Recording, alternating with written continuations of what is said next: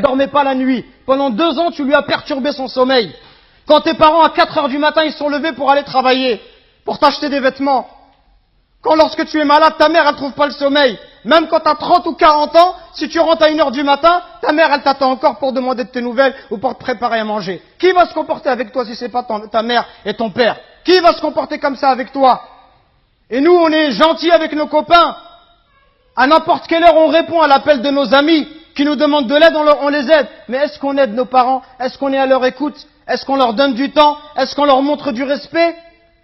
Les anciens, ils disaient, Zayd al-Abidin, le petit-fils de Ali ibn Abi Talib, on lui disait, toi, t'es quelqu'un de très bon avec tes parents, pourquoi tu manges jamais avec ta mère? Il dit, parce que j'ai peur, si ma mère, elle voit dans l'assiette quelque chose qu'elle a envie de prendre, et si je le prends avant elle, j'ai peur qu'Allah, il compte cela comme de la désobéissance. Et il disait rien d'étonnant à cela. Il disait, ceux qui ont vécu avant nous, ils considéraient comme un manque de respect envers les parents que d'habiter au premier étage et que de laisser habiter les parents au rez-de-chaussée. Regardez jusqu'où ça allait. Allahu Akbar.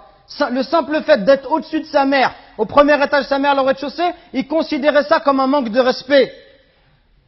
Et d'autres chez les Sahaba, ils disaient, quand il y avait un scorpion qui est rentré dans un trou, il a mis sa main et il s'est fait piquer. On lui dit, pourquoi tu mets ta main alors qu'il y a un scorpion? Il dit, parce que j'ai peur que ce scorpion il sorte et qu'il ne pique ma mère. Regardez le respect. Et regardez aujourd'hui l'attitude des enfants envers les parents. Regardez ne serait-ce que le regard, les yeux.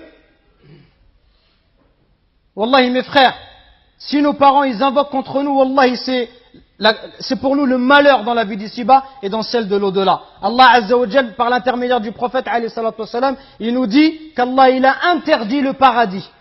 Interdit le paradis à celui qui désobéit à ses parents. Donc attention mes frères, à ne pas causer du tort à nos parents, à ne pas leur manquer de respect, mais soyons plutôt à leur écoute, soyons plutôt bons, miséricordieux pour eux. Et ceux qui doivent le plus profiter de notre générosité, de notre douceur, notre bonté, notre bon comportement, les premiers à profiter de cela, ça doit être nos parents.